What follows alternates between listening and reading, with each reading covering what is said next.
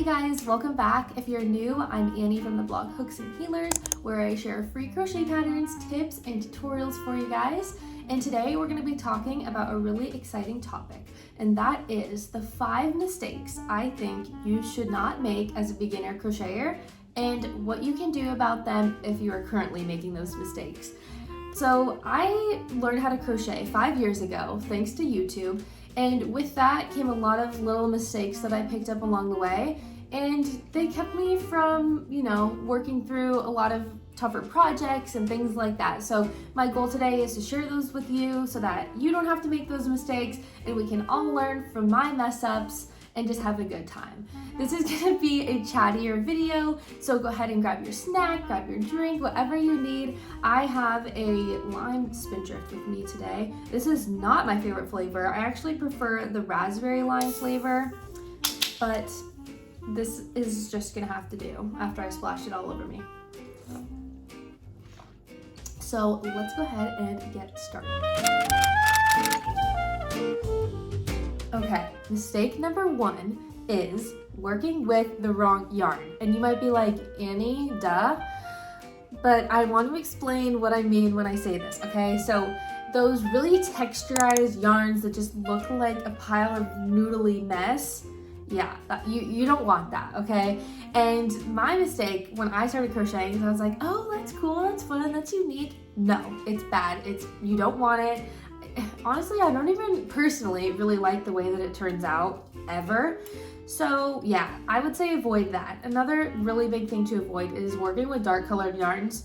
The first cardigan I ever made was with black yarn, and it was literally a disaster. I can insert a picture here. It turned out well, but I was just like, wow, I literally can't see anything. So stay away from those 2 things. And then the next thing is using a yarn that splits really easily.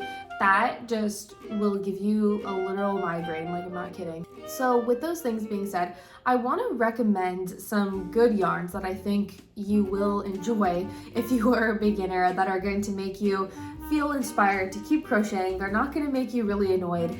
And really quickly, I want to tell you my criteria I'm using to decide the best yarn for beginners, and that is easily accessible yarn. So stuff you can find at like Michael's, Joann's, places like that. A good value, something that doesn't split really easily, and something that comes in lighter colors because that's just easier to start with. So that being said, those 2 yarns that I've kind of concluded personally are the Joann's brand Big Twist Value yarn, which I use in my lumpy crochet pumpkin pattern. It's so soft for an acrylic yarn and for such cheap yarn. And then the second one is the Lion brand Pound of Love, which is also awesome, super good value. It's literally huge. It's like this big. And it also comes in a bunch of really cute colors. I used it to make a blanket recently, and it was just a good time. So if you're a beginner, I would say start with a yarn like that. Avoid the, I don't even know what you call it, the really texturized, like crazy looking yarn. Mistake number 2 is a big one, okay? Because with, TikTok, Instagram, all the things, it's really common to see videos go viral about like different crochet gadgets you need, or like, they're all fun things, and I love, trying out new gadgets and stuff. But in the beginning, I just want to remind you, you really do not need anything other than a hook, some yarn, and a needle, and maybe your kitchen scissors. You really don't need anything else. Even stitch markers and stitch counters, those are just things that you simply don't need to use. In fact, in the beginning, I used a piece of yarn that was in contrasting color to my project as a stitch marker. And I can insert a video on how you can do that really quick. But basically all you do is you use that contrasting color in between stitches to mark your rows. It's free and it takes pretty much nothing to do. It's something you already have on hand. So that's just a good little tip if you are a beginner and you're like, why do I need a stitch marker? Like what? So yeah, go ahead and try that. But I just want to remind you, gadgets are fun. They're fun to watch videos about, but you certainly do not need them in order to make some really awesome projects.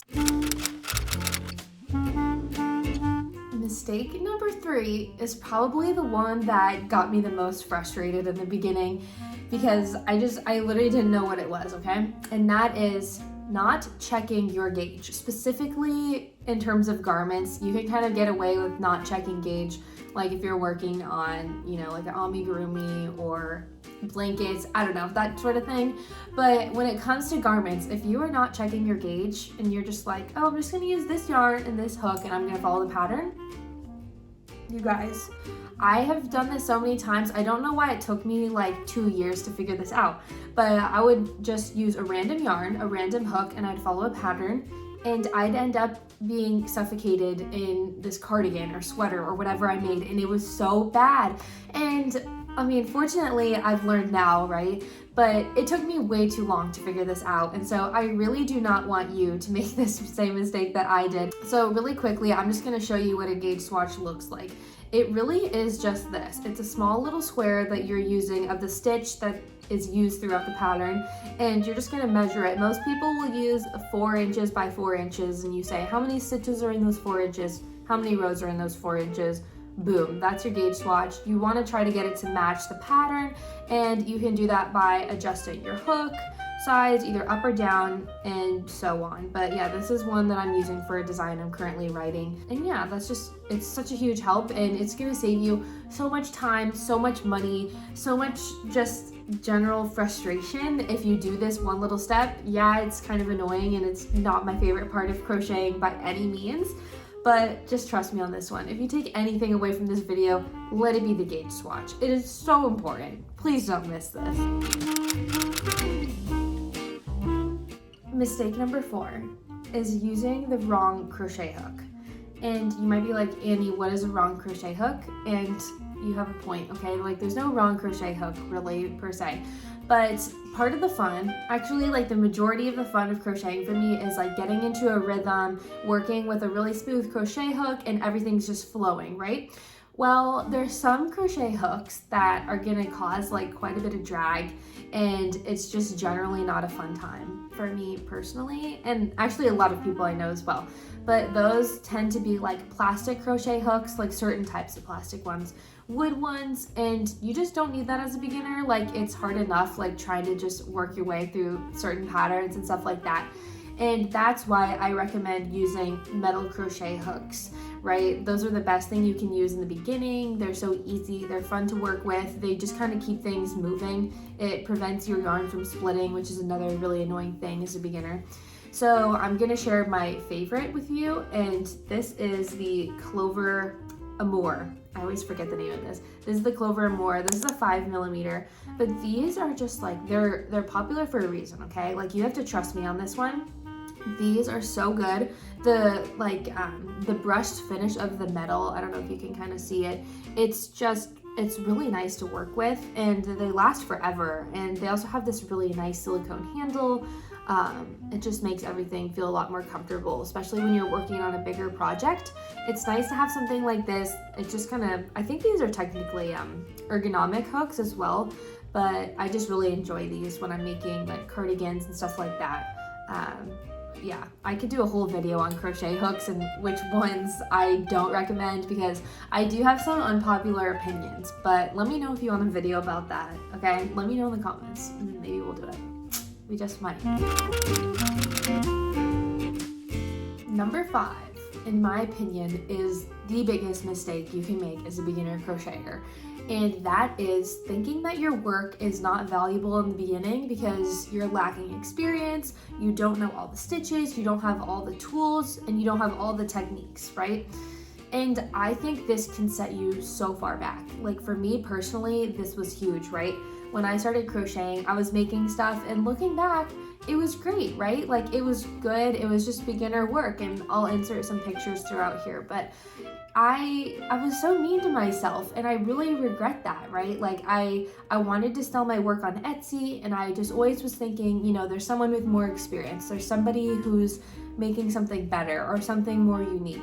And the reality is it's so harmful to think that way, because your experience, your perspective, your art, and your brain are completely unique, in the things that you can contribute to the crochet community, to craft fair, to wherever. They're completely unique, and you always have something that's unique and valuable that you can offer, right? So those are my 5 mistakes I think you should not make as a beginner crocheter. I hope you found some helpful insight here. And if you have any feedback to give to myself or to others on how they can improve their crochet in the comments, I'm sure we would all appreciate it. So go ahead and do that. And if you're looking for any of the products that I mentioned here, I'll keep them linked in the description, as well as all my social media and blog and everything like that. And if you enjoyed this video, don't forget to give it a like, subscribe, and comment. It really means so much to me, and I appreciate you sticking around for this long. So take care, guys, and until next time, happy crocheting!